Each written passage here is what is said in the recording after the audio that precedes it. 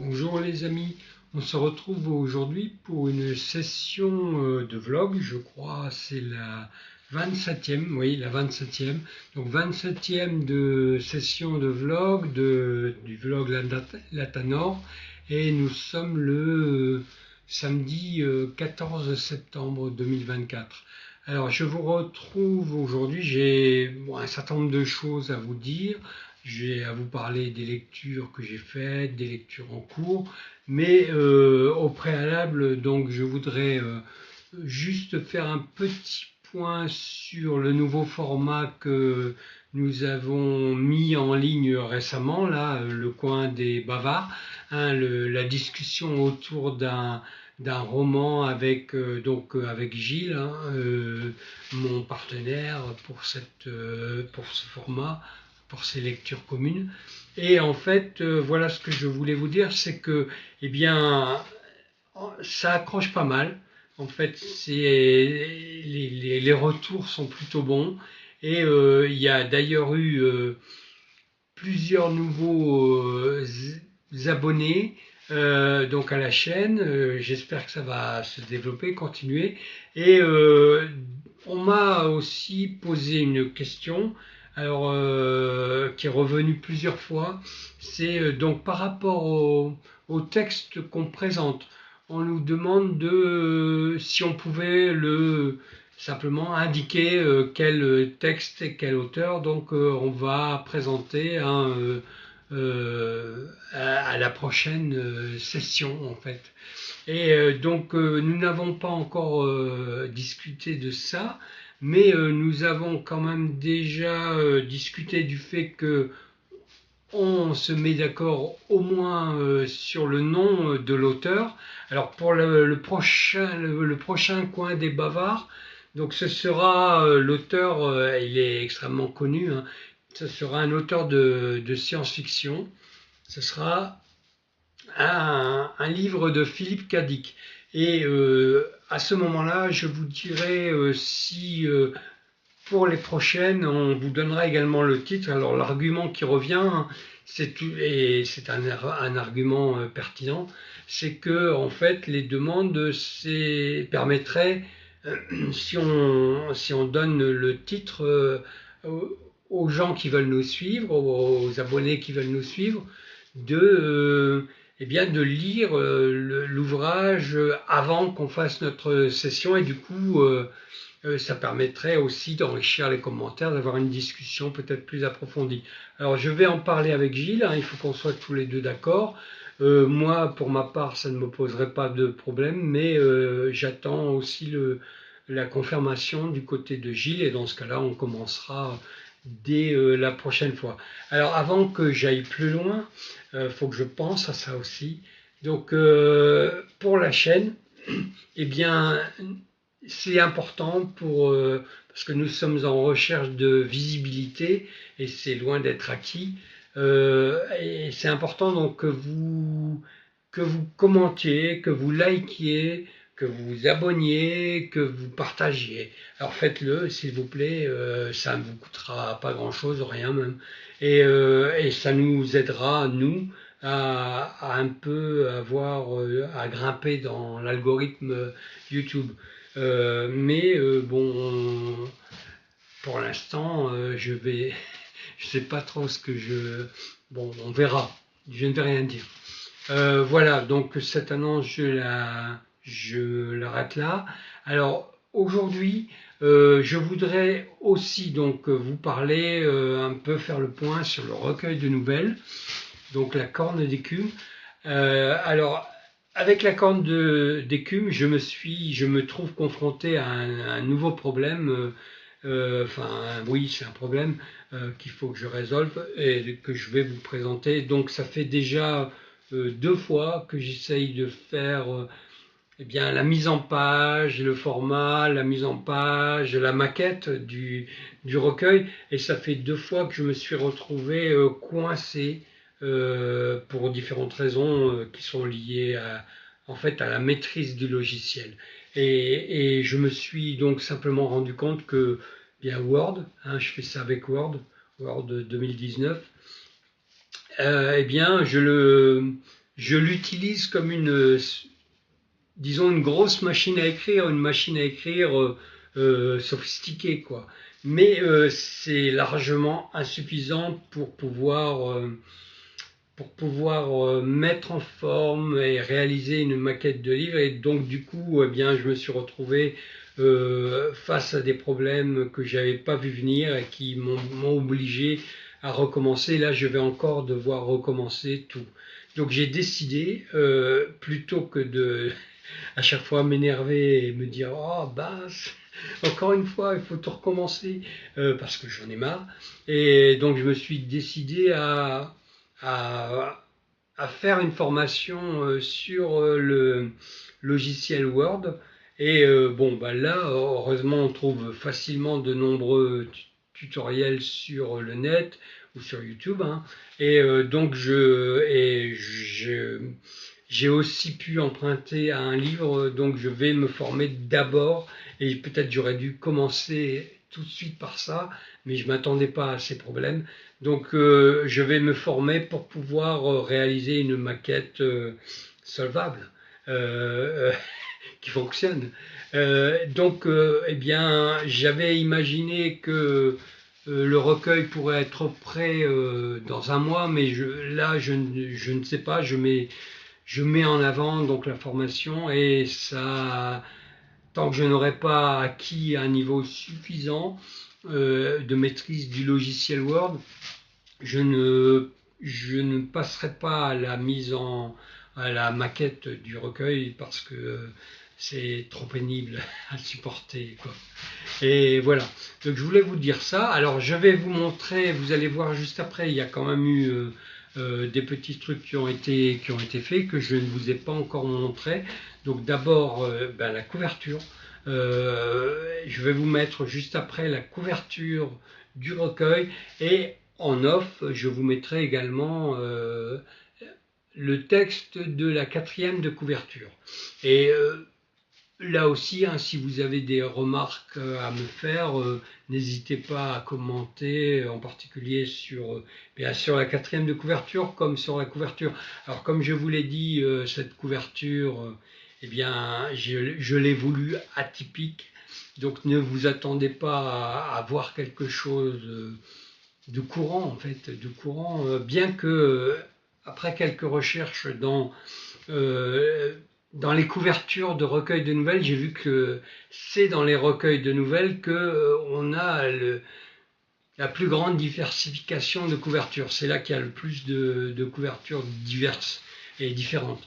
En revanche, dès qu'on va vers un genre, là, on sent quand même, comment ils appelaient ça avec les bœufs, là, qu'on est pris dans un carcan normatif, quoi, qui correspond sans doute au marché. Mais bon, ça, c'est pas mon problème. En tout cas, ça l'est pas pour le moment. Donc voilà, je vous invite à regarder et à écouter eh bien, la couverture et la quatrième de couverture. À tout de suite. La corne d'écume. 10 nouvelles, 10 portes d'entrée dans un univers singulier et paradoxal, le nôtre. 10 portes d'entrée dans un monde qui mêle fiction, réalité, fantastique, thriller et terreur. Et ce n'est que le début. Préparez-vous à rencontrer 10 visages de la mort enfouis dans la profondeur de vos cauchemars.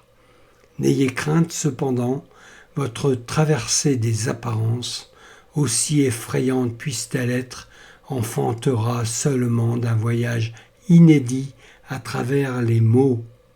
Dites-moi donc ce que vous pensez de cette couverture et de cette quatrième de couverture. Et nous allons continuer. Alors maintenant, pour cette dernière partie du vlog, je vais vous parler un petit peu lecture. Des lectures que j'ai terminées, des lectures que j'ai entamées et des lectures à venir. Alors pour les lectures que j'ai terminées, donc je vous en avais parlé la dernière fois. Alors j'ai lu La fin des abeilles. Est-ce qu'on voit bien? Je ne sais pas. La fin des abeilles de Caroline Lamarche. Et donc je sais plus ce que je vous avais dit dessus. Alors c'est un récit où donc la narratrice, bon on imagine que c'est Caroline Lamarche elle-même, va suivre sa mère dans les dernières étapes de sa vie jusqu'à la fin, et en même temps évoquer la figure de sa mère, la personnalité de sa mère. Alors c'est un petit livre,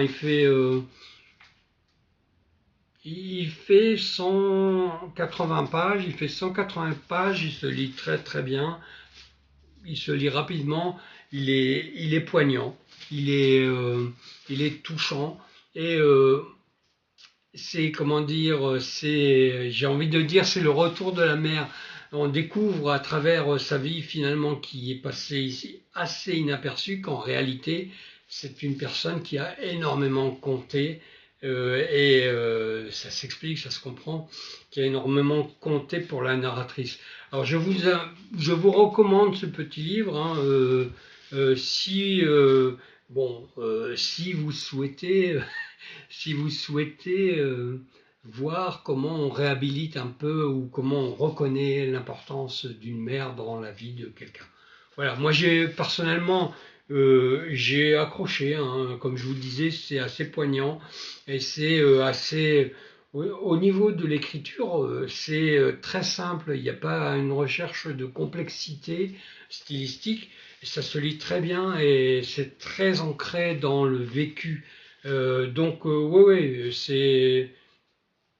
lisez-le et vous verrez si ça vous dit. Alors, pas dans le même registre, mais on reste pour moi un petit peu dans le même genre. Je vous avais dit aussi que j'avais lu, alors je le cherche, j'ai posé des livres partout. Voilà. Je vous avais dit aussi que je lirais ou que j'avais commencé à lire Les gens heureux lisent et boivent du café. Les gens heureux lisent et boivent du café d'Agnès Martin Dugan. Et donc c'est son premier roman. Là, on a une histoire de deuil. En fait, je crois que je vous avais expliqué déjà. Donc la narratrice vient de perdre son mari et sa fille, qui a 6 ans, et son mari qui a un peu plus de 30 ans, dans un accident de voiture. Et du coup, elle va pour essayer d'effectuer son deuil, elle va quitter en fait Les gens heureux lisent et boivent du café, qui est le nom en fait de son café littéraire. Elle va le quitter et elle va partir pour un certain temps en Irlande, là où a priori elle ne connaît elle ne connaît personne et rien. Et en plus c'est un endroit assez isolé, donc elle va partir là pendant assez longtemps. Et ce premier donc roman raconte en fait son départ et comment ça se passe, ce qu'elle va vivre pendant toute cette période de deuil en Irlande. Et ça se termine au moment où elle va quitter l'Irlande pour revenir donc à Paris dans son café littéraire. Et elle va retrouver, bon, le deuil n'est pas terminé, mais elle va retrouver suffisamment le goût de vivre pour reprendre son affaire. Et du coup, en fait, le roman s'arrête à la moitié du deuil, si on veut. Tout n'est pas terminé, le deuil n'est pas complètement accompli. Et en fait, je me suis renseigné, il existe une suite que je me suis procurée, que je vais vous montrer. Donc 2 ans plus tard, l'autrice a écrit une suite qui est en fait la deuxième partie du deuil, c'est-à-dire le retour au café littéraire et comment elle va redonner vie à ce café littéraire. Donc je l'ai là, le voici. Donc il s'intitule La vie est facile, ne t'inquiète pas. Alors ça c'est un beau titre, La vie est facile, ne t'inquiète pas. Après, chacun sa vie et nous savons tous que c'est pas si facile que ça. Ouais, oui, c'est encourageant de présenter les choses sous cet angle et de laisser entendre que finalement, on va, même les événements les plus tragiques, on va les dépasser et on va réussir à les dépasser, on va réussir à redonner un sens à sa vie et à nouveau mener une vie euh, pleine d'aventures. Donc je l'ai acquis, je ne l'ai pas encore lu, mais je vais m'y mettre. Alors encore une fois, donc les gens heureux, ce sont des courts romans. Hein. Les gens heureux, par exemple, il fait 100, 187 pages. Donc 187 pages, ça se lit très bien aussi. Bon, je dirais qu'on est en terrain connu en fait. Il n'y a pas, on sait, en plus c'est très dans les tendances, tout ce qu'on met sous le terme résilience. Bon, bien que le deuil, en fait, ça, oui, on peut toujours dire que c'est une forme de résilience, mais c'est complètement autre chose, un deuil. Ce n'est pas de la résilience, parce que la résilience, de mon point de vue, c'est surtout s'adapter, quoi. C'est surtout s'adapter, faire en sorte de vivre dans une situation parce qu'on s'y est adapté. Et le deuil, c'est carrément autre chose. Le deuil, c'est comment dire ça simplement? Ça serait de se réapproprier quelque chose qui est devenu, qui a disparu, qui est complètement absent. Alors comme disait, je sais plus, un critique, hein, euh, la présence a ses degrés, mais l'absence est absolue. Donc la mort, la disparition d'un proche, là, de son mari et de sa fille, eh bien, ça fait un abîme, un vide absolu. Et donc la résilience, ça pourrait nous faire penser que, eh bien, on peut continuer à vivre à partir du moment où on va enjamber ce vide, alors que le deuil, c'est au contraire s'accaparer ce vide et pas le transformer en présence ou faire comme s'il n'existait pas, donc pas résilier, mais plutôt l'intégrer en fait à sa vie, l'intégrer à sa vie et en faire un moment de sa vie, quoi, et lui laisser toute son importance en fait, même si ça n'existe plus, lui laisser toute sa force, toute son importance dans sa vie. Donc c'est pour moi le deuil et la résilience, ça n'a pas grand-chose à voir au fond, même rien du tout. Mais je vous invite hein, donc à lire cette autrice, bon, qui est une autrice à succès, hein, très populaire. Je vous l'avais dit, hein, je crois, elle sort à peu près un livre par an, un an et demi. Et donc là, le premier c'est 2013, il me semble. Et depuis, donc, il y en a toute une série. Hein. Voilà, regardez déjà, en 10 ans, il y en a, ouais, il y en a une dizaine, quoi. 10. Voilà, donc je lirai le deuxième, je vous ferai aussi un petit retour dessus quand je l'aurai lu. Mais bon, comme je vous le disais, hein, finalement, on n'est pas en terrain inconnu, on est en terre connue. Voilà, donc ça c'est la suite que je vais lire. La vie est facile, ne t'inquiète pas. Je ne m'inquiète pas. Mais la vie n'est pas facile. Alors maintenant, eh bien, je vais vous parler un petit peu des lectures que j'ai commencées, qui sont en cours, et dont je vous ferai un retour ultérieurement quand je les aurai terminées. D'abord, alors par quoi je vais commencer? Oui, d'abord c'est par un emprunt que je vais commencer, deux emprunts même. Donc j'ai emprunté à la médiathèque, hein,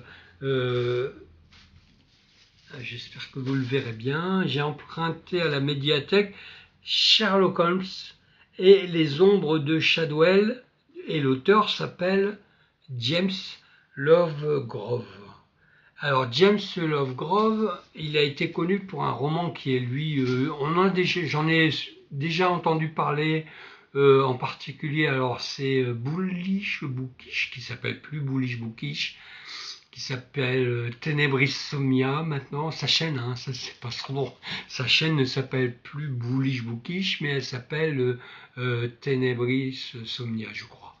Donc c'est elle qui en a parlé c'est le roman qui a fait connaître James Lovegrove, pardon pour la prononciation, et donc qui s'appelle Days, qui est un roman d'anticipation qui se déroule dans un centre commercial, mais bon, allez voir ce qu'elle a fait dessus, parce qu'elle raconte bien ça, et donc il a été connu par ce roman, et il a écrit plein d'autres choses, et puis c'est l'un des auteurs contemporains en épouvante et en très populaire en Angleterre, mais en France, on est loin d'avoir tout traduit ce qu'il a écrit, et on a traduit en particulier, donc il a écrit pas mal de séries, dont en voici une, donc celle-là qui s'intitule Les dossiers Cthulhu, les dossiers Cthulhu. Donc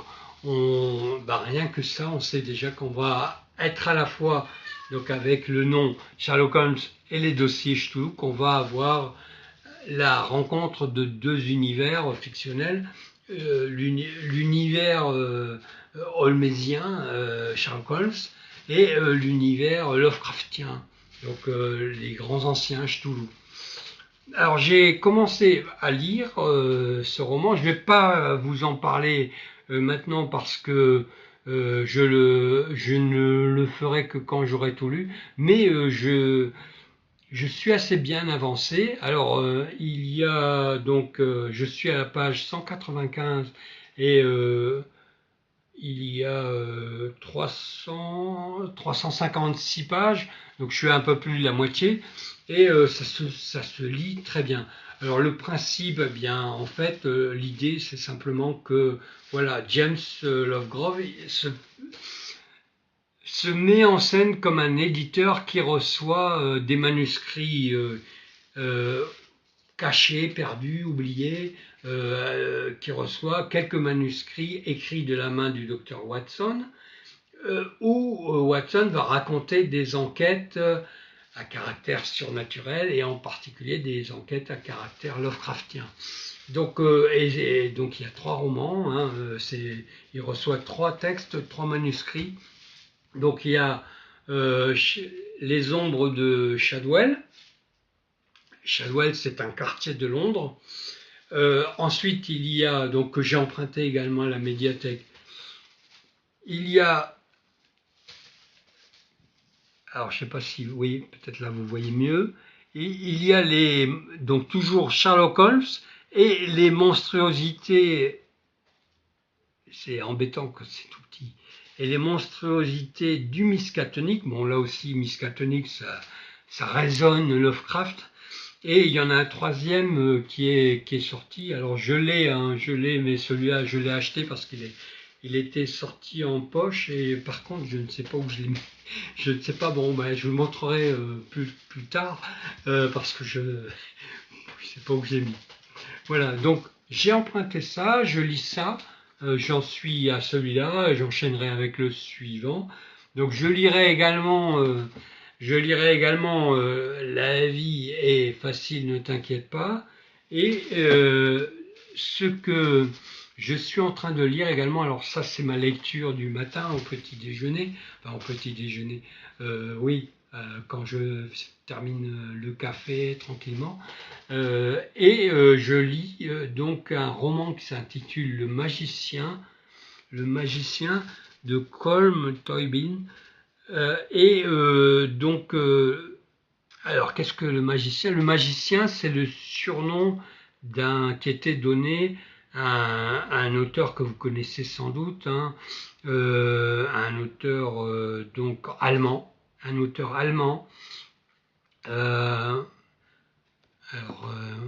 oui, je cherche. Oui, prix Nobel de littérature, donc auteur allemand, prix Nobel de littérature, et vous le connaissez sans doute, il s'appelle Thomas Mann, et Thomas Mann, il est connu pour au moins deux romans. Donc, alors il y en a un qui s'appelle La montagne magique, La montagne magique, qui se déroule dans un sanatorium. Et l'autre qui s'appelle, alors c'est une famille, c'est un nom de famille, les Buddenbrock. Excusez-moi pour la prononciation, en allemand, je suis assez vraiment mauvais. Bon, enfin voilà, il est très connu pour ces deux-là. Et ça, c'est un roman donc qui raconte en fait l'histoire de la famille Mann. Cette famille Mann, pas depuis le début du moment où il écrit, où il commence à écrire, mais plutôt dans la période.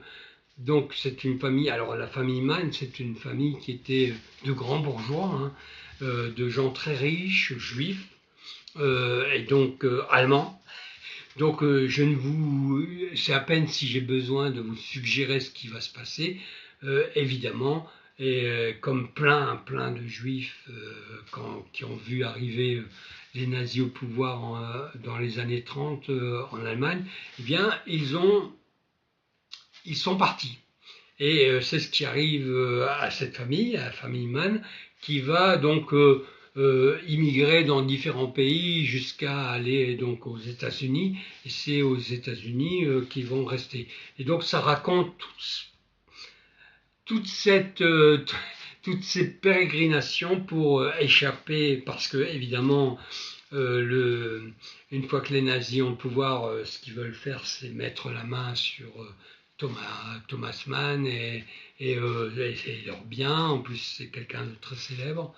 Donc eux fuient. Donc ça raconte tout ce périple, toute cette aventure et toutes les histoires, pas les histoires de famille parce que c'est connoté négativement, même s'il y en a un peu, c'est pas les cancans, mais c'est plutôt comment comment leur situation va évoluer à travers le temps. Alors je pense que ça se déroule sur une assez longue période, hein.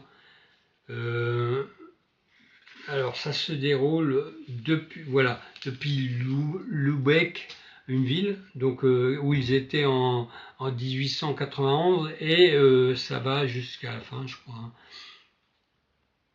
jusque 1950, je crois. Je crois que le dernier chapitre c'est 1950, si j'arrive à le trouver, je vous le confirme, oui. Oui, Los Angeles 1950. Donc voilà, ça raconte entre 1891, donc il y a la Première Guerre mondiale aussi, mais évidemment la Première Guerre mondiale, ça n'a pas du tout les mêmes conséquences sur les Juifs que la Deuxième Guerre mondiale et que les nazis au pouvoir.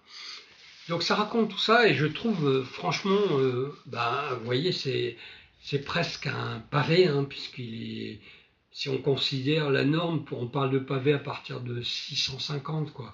Et là, il y a 660 pages. Donc on peut dire que c'est un petit pavé, mais ça se lit très très bien et c'est très très, voilà, ça coule comme une rivière.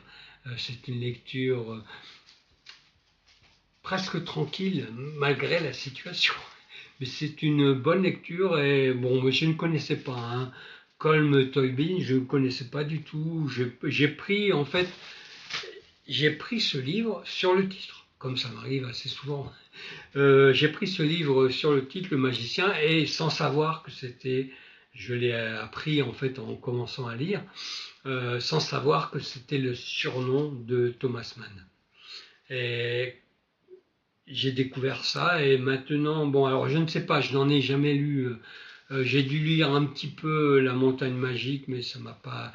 Donc, ce n'est pas spécialement un écrivain vers lequel je me tournerai, mais Thomas Mann, mais je trouve qu'il est intéressant, mais pas que pour Thomas Mann, pour tous les écrivains en général, tous les artistes, pour être plus général encore, de connaître un peu ce qu'ils ont vécu, comment ils se sont forgés, à travers quoi ils sont passés, etc. Je trouve que c'est très important, non pas que ce soit suffisant pour déterminer après ce qui ressort dans l'œuvre, mais ça y contribue et ça permet de comprendre pas mal de choses. Et moi, je m'intéresse beaucoup à cette approche par la bande en fait des auteurs. Donc je lis ça et j'en suis à la page 458, donc il me reste à peu près 200 pages à lire. Et bon, je lis ça un petit peu tous les matins, quoi, hein. Je lis pas longtemps, mais ça passe très très bien. Et voilà, ça fait quelques semaines que j'ai commencé et je lis ça tranquille. Voilà, donc le magicien, si vous voulez si vous voulez en savoir plus sur la famille Thomas Mann, et donc Thomas Mann, et voir un peu ce qui arrivait à des gens qui étaient quand même avec prix Nobel quand même, hein. Donc qui étaient, et en plus je crois que dans sa famille il y avait d'autres écrivains. Donc c'était une famille qui avait qui était à la fois très connue, qui avait une grande notoriété, qui était reconnue aussi. Et tout cela, évidemment, vous l'imaginez facilement, va être jeté aux orties dès que les nazis auront le pouvoir. Voilà. Euh, alors, autre chose, j'ai toujours plein de bouquins en cours de lecture. Bon, il y en a parfois que je termine pas, mais en général, je les termine. Mais parfois, certains peuvent prendre beaucoup de temps. Comme, enfin, quand je dis beaucoup de temps, comme celui-là, hein, celui-là, ça fait allez, un mois, un petit mois que j'ai commencé à le lire par petit, je lis même pas un chapitre, hein, je lis 15-20 pages tous les matins. Alors, autre chose, là, par contre, c'est beaucoup plus addictif, hein, ça va beaucoup plus vite à lire. Autre chose que j'ai commencé à lire, alors là, la raison, c'est plus lié à des projets, en fait. Et je vous avais déjà expliqué, hein, je lis aussi pas mal de choses autour de projets plus ou moins précis, plus ou moins vagues, pour nourrir un peu ma réflexion et mes préparations. Alors là, j'ai commencé à lire Les morts ont la parole. Les morts ont la parole, voilà. Alors, du docteur Boxall, je crois, hein. C'est Philippe Boxall, ouais. Philippe Boxall. Alors, Philippe Boxall, c'est un médecin légiste. Et donc il va, alors je vous avais présenté un livre il y a quelque temps qui s'appelait Lieux hantés, où on avait donc un certain nombre de cas qui étaient racontés, présentés. Et là c'est le même principe. On a donc le médecin légiste, le docteur Philippe Boxall, qui explique un peu en quoi consiste son métier. Alors son métier, hein, c'est pas une série télé, hein, c'est la réalité, c'est vraiment ce qu'il fait. Et donc il va ensuite, à travers un certain nombre de chapitres, présenter un certain nombre de cas auxquels il a été confronté en tant que médecin légiste, de cas donc d'autopsie, de mort, etc., qu'il fallait expliquer. Et c'est assez intéressant, c'est même très intéressant, et surtout c'est plein de choses auxquelles on ne s'attend pas. Ça se lit très très bien, c'est là encore, c'est vraiment très très fluide aussi. En plus, ce sont encore une fois des ouvrages qui sont pas très longs, hein. Celui-là, il fait 190 pages. Et en fait, vous avez à l'intérieur un certain nombre de cas. Par exemple, voilà, avec des titres, une morte qui transpire et autres noyés. Voilà un petit chapitre. À trop parler. Ah, donc à chaque fois, ce sont des... Je sais pas si vous voyez en fait. À chaque fois, ce sont donc des cas précis. Et du coup, bien, on peut lire un, deux, trois cas comme ça très très vite. Et ça passe tout seul. Et puis, oui, c'est souvent étonnant. C'est souvent, et ça permet d'avoir quand même une approche, une connaissance, d'avoir une approche du métier de médecin légiste. Donc, il va expliquer aussi comment il en est venu à être médecin légiste, ce qui ne va pas forcément de soi.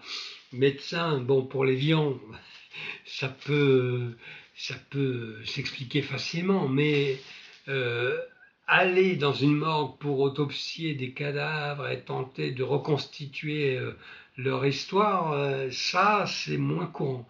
Et donc, il explique comment il en est venu là, et c'est assez intéressant. Alors, il officie, il est toujours médecin légiste, hein. Il travaille à Liège, je crois, en Belgique, donc, et on a très très souvent fait appel à lui. Il se trouve que ça, c'est le premier volume. Alors, j'ai envie presque de dire, voilà, il a trouvé un filon, il a trouvé un créneau, parce que il enchaîne d'autres livres qui reposent sur le même principe avec donc l'exposition, la présentation de cas, de cas, de cas légistes, si j'ai envie de dire. Voilà les autres livres. Donc le deuxième, alors ils sont récents, hein, celui-là, il date de 2023. Le deuxième de la série, entre guillemets, qui est sorti donc il n'y a pas très longtemps, il est sorti en 2024, je crois. Non, en juin 2023, pardon. En juin 2023, et le premier est sorti en juin 2022. Oui, alors je me suis trompé d'une année, j'ai mélangé, hein, comme ça m'arrive souvent. Donc, celui-là est sorti en juin 2022, celui que je suis en train de lire.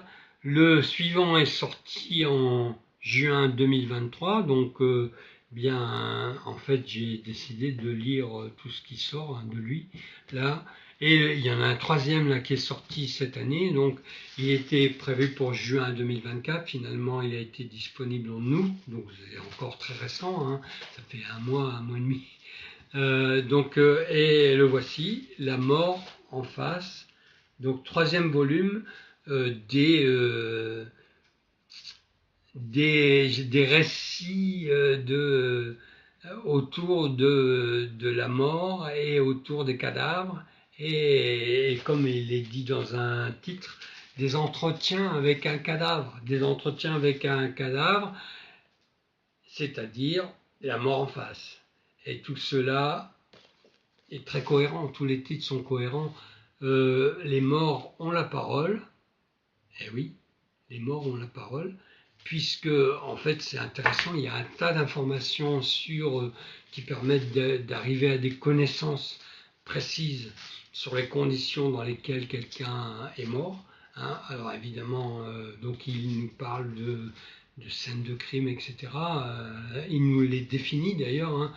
Il définit la scène de crime, l'espace autour de la scène de crime. Enfin, c'est vraiment intéressant, et ça sort un peu des séries qui, bon, il le dit lui-même d'ailleurs, hein, qui souvent sont à côté, quoi, hein, ou alors prennent des raccourcis. Mais là, non, là, on a vraiment des choses très, très pointues. Et quand on écrit, il vaut mieux avoir des choses pointues et savoir exactement de quoi on parle, c'est mieux. Voilà, donc alors vous savez, j'ai arrêté de mettre le chronomètre, donc je ne sais pas. Alors, au bout d'un certain temps, je me dis, bah, ça fait quand même longtemps que je parle, je ne sais pas combien de temps, donc je vais m'arrêter et je vais, voilà un peu où j'en suis, et je vous tiens au courant pour la suite, c'est-à-dire on a programmé donc le coin des bavards autour de Philippe Cadic pour la fin du mois de septembre. Fin septembre, début octobre, donc on va voir, mais on va en faire une comme on vous l'a dit, hein, à peu près une tous les mois, une tous les un mois et demi. Et a priori, comme ça a l'air quand même d'intéresser, eh bien on va aussi essayer d'améliorer, de mettre l'accent sur ça, et vous rendre ça agréable. Mais surtout, dites-nous, hein, tenez-nous, parce qu'en fait on fait ça pour vous, hein, uniquement pour vous, quoi. Uniquement. Alors c'est vrai qu'on est, là je parle de Gilles et moi, c'est vrai qu'on est fanatique de littérature, c'est vrai que la lecture c'est quelque chose d'extrêmement important, mais la raison qui fait qu'on en parle en vidéo, c'est surtout Pas tellement pour nous, même si c'est très agréable d'avoir ces discussions comme ça, mais c'est surtout pour notre auditoire. Donc n'hésitez pas, n'hésitez pas, comme je le disais au début, à partager, à faire connaître, à vous abonner, à commenter. Et nous tiendrons compte de toute façon de toutes les remarques, comme là, hein, comme il est revenu plusieurs fois cette idée d'informer en fait avant de présenter la lecture, d'informer les spectateurs, les spectatrices du roman sur lequel on va discuter. Euh, c'est quelque chose, ouais, il faut nous le dire, il faut parler, quoi. Bon, moi je vous dis à bientôt et on s'arrête là pour aujourd'hui. Au revoir.